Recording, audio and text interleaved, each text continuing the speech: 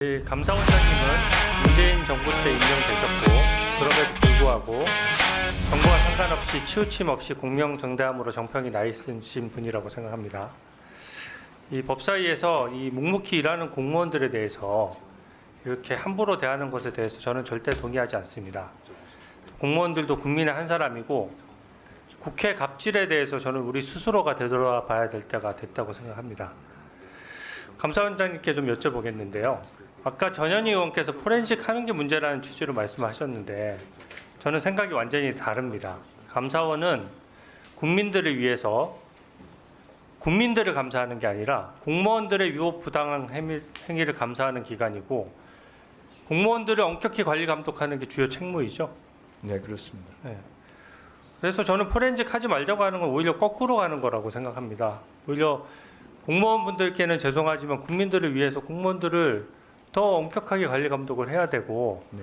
물론 그 와중에 적법 절차는 지켜져야 되지만 나름의 기준에 대해서 기준을 세워서 포렌식을 계속 해야 된다고 생각하는데 감사원 내부 기준은 어떻게 됩니까?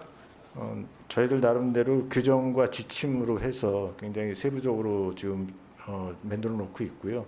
저도 사실 위원님들이 여러 걱정하시는 포렌식 부분에 대해서는 저도 이게 남발돼서는 안 되고 남용돼서는 안 된다고 생각을 하고 있습니다. 그래서 굉장히 좀 우리 직원들한테도 좀 꼭 필요할 때 하도록 그렇게 지금 계속 경각심을 주고 있고요. 그래서 거기에 따른 우리 직원들의 뭐 설명 안내 책자 같은 것도 만들어서 배포하고 굉장히 유의사항들을 좀 철저히 지키도록 좀 노력하고 있습니다. 네, 원장님. 감사 사실은 과거 정부 사례도 문제되는 사안은 뭐 감사를 할 수 있는 게 당연하죠. 저는 지금 민주당이 지금 특활비 부분에 대해서 특활비의 원래 취지와 다르게 무리한 자료 제출 요구를 하고 있다고 생각합니다. 그게 만약에 특활비를 관리 감독을 지금 이 시점에서 제대로 하려고 한다 그러면 현재 대한민국에서 특활비 유용과 관련해서 가장 문제되는 것은 저는 문재인 정부 청와대의 특활비 유용 의혹에 대해서 감사를 하는 게 필요하다고 생각합니다. 첫째로 구체적인 단서가 많아요. 이게 5천만 원짜리 현금이 5천만 원 상당의 현금이 다른 사람 명의로 문다희 씨에게 입금되었고 보통 이렇게 입금되는 경우에는 현금 거래가 한두 차례에 그치지 않는 경우가 많습니다. 그리고 현금 5천만 원에 대한 출처가 지금 재산 등록을 해마다 해오고 있었기 때문에 사실상 출처를 제가 봐도 합리적으로 설명하기 어렵습니다. 또 만약에 떳떳하다면 뭐가 괴로워서 문다혜 씨가 술 마시고 음주운전을 합니까? 하는 생각이 들고요. 또 5천만 원 외에 현금 입금 내역 외에도 그 당시에 문재인 정부 때도 김정숙 여사 옷 수십 벌에 현금 1,000만 원씩 들어가면서 한복을 사는 거는 일반적인 구매 기준에 맞지 않는 거거든요. 거기다가 사진으로서 관봉 봉투가 나와서 특활비가 아닌가 하는 어떻게 보면 수사에 착수할 수 있을 정도의 지금 단서가 나와 있는 상태이거든요. 그러면 이 정도면은 문재인 정부 청와대의 특활비는 가장 엉망으로 저는 관리됐다고 생각하는데 이건 먼저 감사해야 될 것 같은데 어떻게 생각하세요? 사실 위원님도 아시겠지만 특활비는 뭐 기밀성이 유지되는 수사, 조사, 감사 업무에 쓰는 경비이기 때문에요. 그거를 사실 편성 단계가 아닌 집행 단계에서 그걸 관리 감독하기가 사실 어렵습니다. 편성 자체를 굉장히 자율성 있게 집행하도록 그렇게 여지를 준 경비이기 때문에 그래서 현금으로 수령해서 현금 수령자의 그 사인만으로도 그냥 이게 뭐 수령하는 걸 인정해주는 이렇게 지금 운영이 되고 있는 상황입니다. 그래서 그 지금 저희들도 특활비를 쓰고 있고 다른 기관에 대한 특활비 부분을 지금 저희들도 이제 감사를 하고 있지만 지금 저희들이 내부 통제를 과연 어느 정도 갖춰놓고 돈을 쓰는 데 있어서 그래도 나름대로 통제를 해가면서 관리를 해가면서 쓰고 있는 시스템을 갖추고 있는 정도만 저희들이 보고 있지 하나하나가 제대로 썼는지는 사실상 좀 보기 어렵다는 네, 말씀입니다. 좋습니다.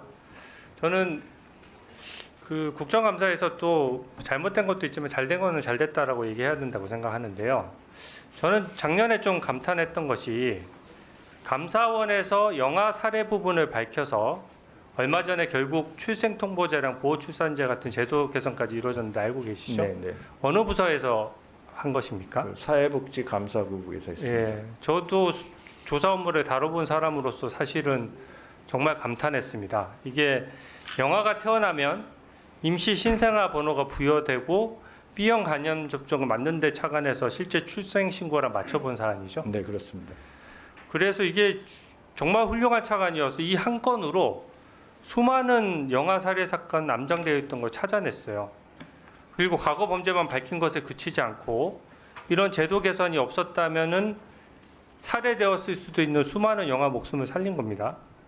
더더군다나 저출산 문제로 국민들 우려가 큰 가운데 아주 시의적절한 감사하고 또 정의의 관점에서도 봐서도 상당히 영향력 있는 감사였다고 생각합니다. 네, 기본적으로 이 부분에 대해서는 국민을 대표해서 감사를 드리고요. 감사합니다. 예, 다만 제가 이 사건과 관련 없이 예전부터 감사원 관련 업무를 보면서 생각했던 점이 하나 있는데 자료 제출 요구 반드시 필요합니다. 근데 저는 적법 절차가 지켜지려면 일단 자료 제출 요구를 하게 되면 일종의 사건 번호가 부여돼서 그 범위 내에서 어떻게 하면 종결되면 종결된다 하는 결론을 매듭을 지어야 된다고 생각하거든요. 근데 자료 제출 요구권이 기본적으로 사건성 있게 부여되고 관리되어야 된다고 보는데 지금 현재 실태는 어떻습니까?